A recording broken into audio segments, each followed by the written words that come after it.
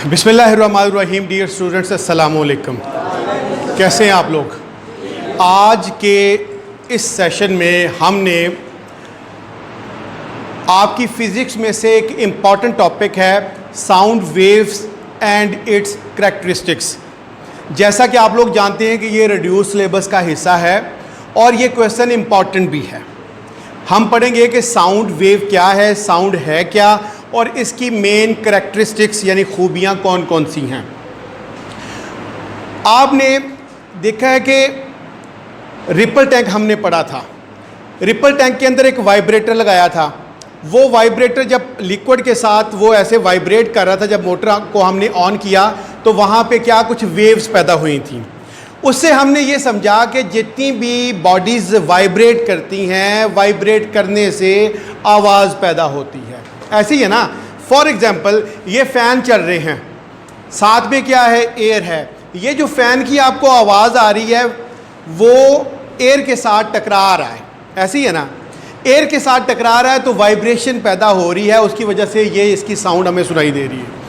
मैं बात कर रहा हूँ आप लोगों के साथ या आप मुझसे बात कर रहे हैं, तो मुंह से जो आवाज़ निकल रही है, ये जो मैं अदा लफ्ज़ कर रहा हूँ, बेसिकली ये एयर के अंदर आ रहे हैं और एयर के साथ टकरा रहे हैं। एक चीज़ का तो हमें पता चला कि जितनी भी वाइब्रेटिंग बॉडीज़ हैं वो साउंड वेव पैदा करती हैं। ऐसे ही है। दूसरी बात का हमें ये पता चला कि साउंड के लिए किसी ना किसी मीडियम का होना ज़रूरी है। फॉर एग्ज़ाम्पल अगर इस कमरे में से हम एयर को निकाल दें तो क्या मेरी आवाज़ आप सुन सकेंगे? नहीं सुन सकेंगे। तो वेव के लिए मीडियम का होना ज़रूरी है। तो जब हम वेव की हमने मुख्तलिफ वक्तों में मुख्तलिफ इसकी टाइप्स पढ़ी हैं। आपको याद होगा वेव की जब टाइप्स पढ़ी थी, मैकेनिकल वेव्स थी और फिर लॉन्गिट्यूडनल वेव्स थी। तो साउंड भी एक वेव है, क्योंकि ये देखें ना, मेरे मुंह से लफ्ज़ निकल रहे हैं तो ये भी तो वाइब्रेट करते हुए जा रहे हैं ना। Sound itself is a wave. तो इसके लिए मीडियम का होना जो है वो बहुत ज़रूरी है। तो याद रखें कि साउंड की जब आपने डेफिनेशन लिखनी है तो आपने कहना है कि sound can be produced by the vibrating of the bodies.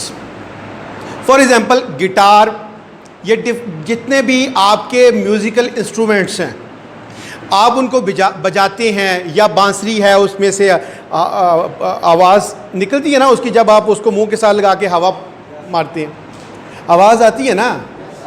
तो बेसिकली ये सारी वाइब्रेटिंग बॉडीज़ हैं और जिसकी वजह से साउंड जो है वो प्रोड्यूस हो रही है। आप कभी ये आप दिल की आवाज़ आती है ना, धक धक धक करता है, वो भी तो वाइब्रेट हो रहा है।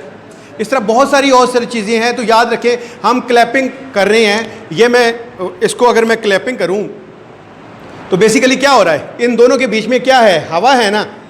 ये क्या हो रहा है, बेसिकली दो बॉडीज़ आपस में वाइब्रेट हो रही हैं और उसमें से आवाज़ आ रही है। तो याद रखें बॉडीज़ का आपस में जब वाइब्रेशन पैदा होता है तो उससे क्या जनरेट होता है, साउंड जनरेट होती है। अब इसकी कुछ करैक्टरिस्टिक्स हैं, खूबियाँ हैं जो पेपर के अंदर बहुत इंपॉर्टेंट हैं और ज़्यादातर चांसेस हैं कि ये आ सकता है। पहली जो इसकी करैक्टरिस्टिक है वो है लाउडनेस। अच्छा, लफ्ज़ लाउडनेस से आप क्या मुराद लेते हैं? लाउडनेस, लाउड का मतलब क्या होता है? ऊंचा। लाउडनेस ऊंचाई, यानी बहुत कोई चीज़ ऊंची हो। तो अब लाउडनेस का मतलब ये है कि लाउडनेस की वजह से हम लाउड और फेंट जो साउंड है, फेंट साउंड कौन सी होती है? वो कहते हैं यार तेरी आवाज़ नहीं निकलती, और थोड़ा ऊंची बोलो यार, आवाज़ नहीं निकलती। फेंट आवाज़, बहुत मध्यम आवाज़ और बहुत ऊंची आवाज़। जैसे मैं आप बात कर रहा हूँ तो मैं बहुत ऊंची बात कर रहा हूँ ताकि सब तक आवाज़ जाए। तो मैं अगर किसी से पूछूं और वो बहुत ही मरियल सी आवाज़ में मुझे जवाब दे, बहुत ही थकी हुई आवाज़ में, तो मैं कहूँगा यार बड़ी फेंट आवाज़ है। तो लाउडनेस से हम क्या करते हैं कि फेंट और लाउड जो साउंड है उनके बीच में हम क्या करते हैं, डिफ्रेंशिएट करते हैं। उनका फ़र्क हमें पता चलता है कि ये फेंट है और ये लाउड है। समझ आ गई कि लाउडनेस से क्या मुराद है? अब लाउडनेस आगे कुछ फैक्टर्स के ऊपर डिपेंड करती है। पहला है amplitude of the vibrating body. Amplitude मैंने सिंपल पेंडुलम में पढ़ाया था कि ये जो वाइब्रेटिंग बॉडी का जो मैंने कहा था कि एक सेंटर में मीन पोजीशन है, मीन पोजीशन के से आइदर साइड पे जो उसका डिस्टेंस है या डिस्प्लेसमेंट है उसको हमने एम्पलीट्यूड कहा था। वाइब्रेटिंग बॉडी का जितना ज़्यादा एम्पलीट्यूड होगा, जो साउंड है वो उतनी ज़्यादा लाउड होगी। अगर एम्पलीट्यूड कम होगा तो लाउडनेस क्या होगी? कम होगी। अगर एम्पलीट्यूड ज़्यादा है तो ये आपस में कौन सा प्रोपोर्शनल बन रहा है? डायरेक्टली प्रोपोर्शनल बन रहा है। तो amplitude of the vibrating body पे ये डिपेंड करती है। दूसरी चीज़, area of the vibrating body. ये घरों में ढोलक शादी पे हम बजाते हैं ना, छोटी सी होती है, उसकी आवाज़ 4-5 घरों तक जाती है। और गाँव के चौक में अगर ढोल वाला हो तो फिर आवाज़ कहाँ जाती है? 2-3-7 वाले गाँव में भी जाती है। समझ आई? तो क्या क्या मुराद लेती हैं कि भाई वो ढोलक की जो साइड जो बजाते हैं इस तरह से वो छोटी होती है और ढोल का ज़रा काफ़ी सारा वो गुलाई में होता है। तो area of the vibrating body, जितना एरिया बड़ा होगा लाउडनेस भी उतनी ज़्यादा होगी। अगर एरिया कम होगा तो अगर ढोलक से भी छोटी वो एक डुगडगी होती है, अगर उसको मैं ऐसे मार दूँ वो आवाज़ हो सकता है कि वो मेरे ऑफिस तक भी ना जाए। समझ आई बात की? तो जितना एरिया ज़्यादा वाइब्रेटिंग बॉडी का, जितना वाइब्रेटिंग बॉडी क्या है बेसिकली? वो बॉडी जो आवाज़ जनरेट कर रही है ना, साउंड पैदा कर रही है। तो एरिया छोटा होगा तो लाउडनेस भी कम होगी, एरिया ज़्यादा होगा तो लाउडनेस भी। तो दोनों का कौन सा प्रोपोर्शनल बना? डायरेक्टली। इसका मतलब ये हुआ कि लाउडनेस एम्पलीट्यूड के जो है उसके भी डायरेक्टली प्रोपोर्शनल है और एरिया के भी डायरेक्टली प्रोपोर्शनल है। तीसरी बात है distance from the vibrating body. Distance क्या है? कि जहां से आवाज पैदा हो रही है वहां से सुनने वाले का फासला कितना है। मैं यहां पे खड़ा बात कर रहा हूं, ये साथ वालों को आवाज ज्यादा जाएगी या इस बिल्डिंग के पीछे जो खड़े हैं उनको आवाज ज्यादा जाएगी?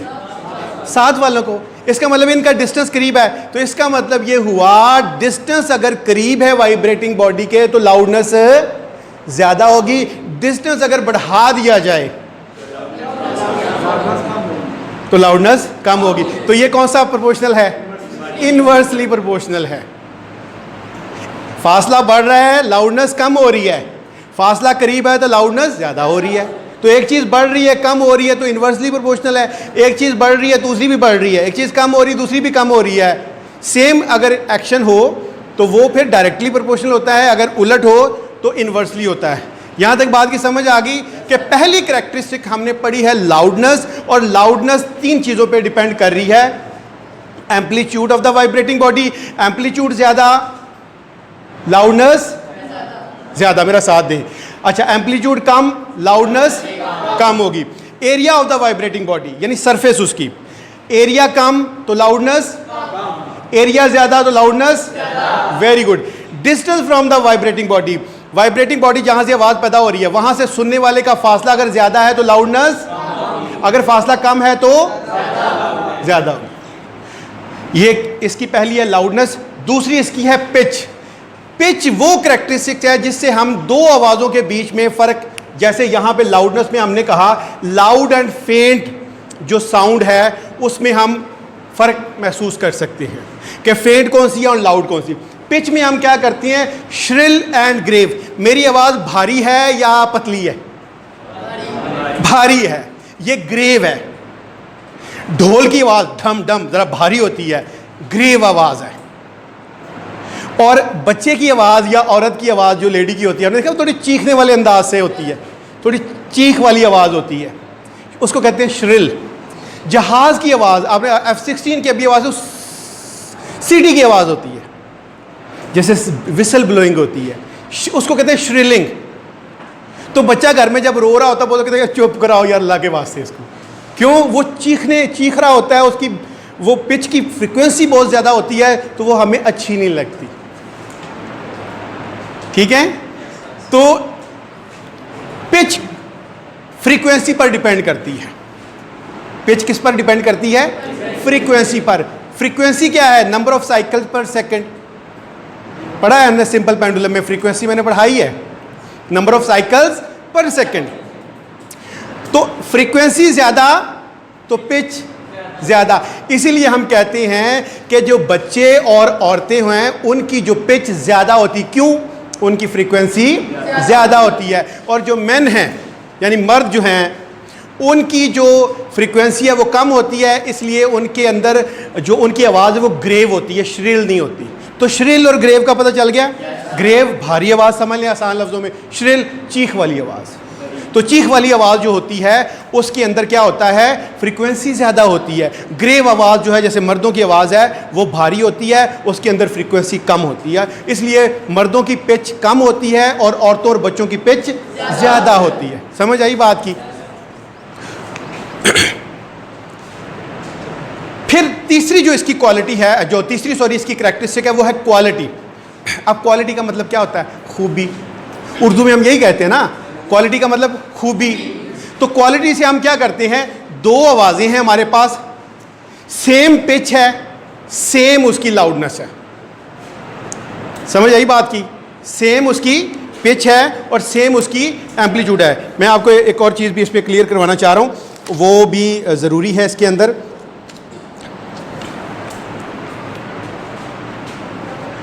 दो आवाज़ें आपके सामने हैं, आप क्या है उसकी दो चीज़ें कौन सी हैं? पिच और दूसरी लाउडनेस सेम है, और उनके बीच में आपने फ़र्क महसूस करना है। उनके बीच में आपने फ़र्क महसूस करना है। फॉर एग्जांपल, एक जगह पे दो इंस्ट्रूमेंट बज रहे हैं, गिटार भी बज रहा है और फ्लूट समझते हैं,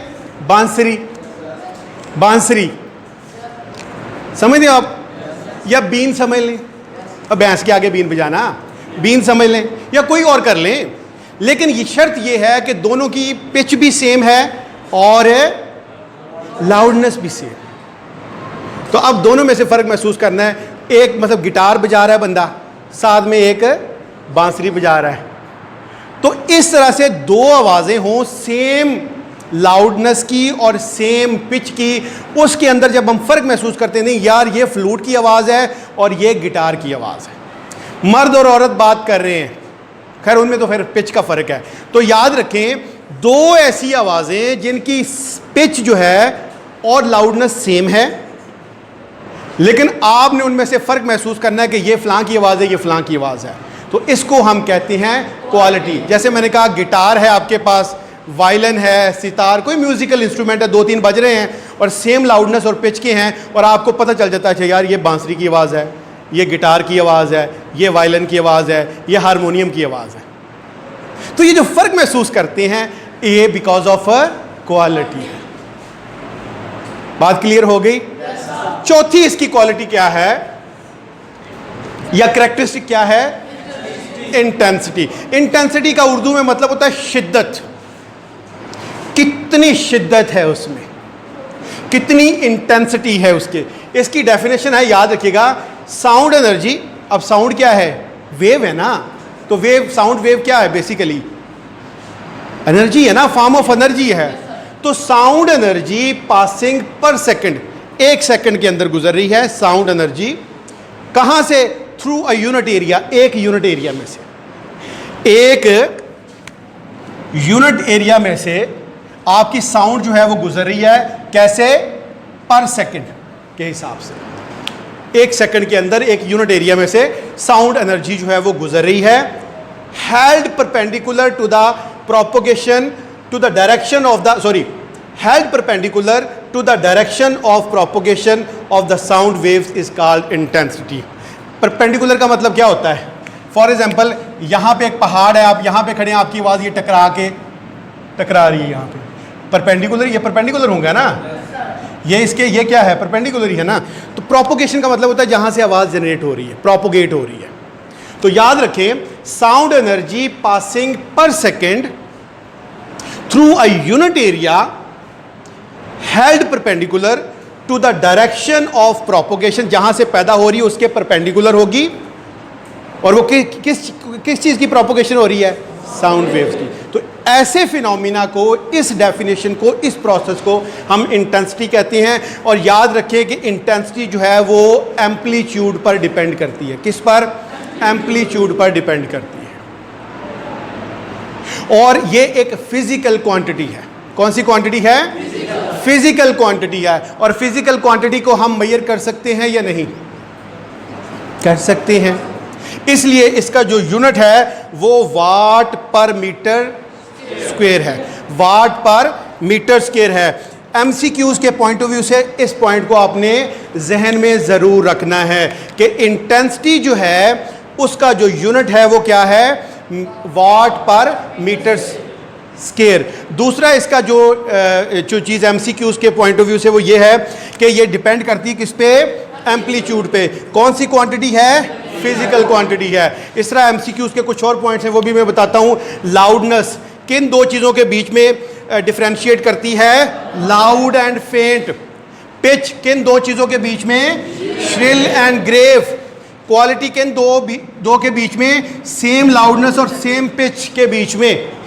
ये पॉइंट याद रहेंगे ना, ये एमसीक्यूज के पॉइंट आ सकते हैं। फिर पहली करैक्टरिस्टिक लाउडनेस किन चीज़ों पे डिपेंड करती है? ये तीन चीज़ें, एम्पलीट्यूड, एरिया, डिस्टेंस। और ये क्वेश्चन इस तरह से भी बन सकता है, loudness is directly proportional to the amplitude and area of the vibrating body but inversely proportional to the distance from the vibrating body. आज का जो टॉपिक पड़ा है साउंड और उसकी करैक्टरिस्टिक्स, इसमें आप लोगों का कोई क्वेश्चन? क्लियर है?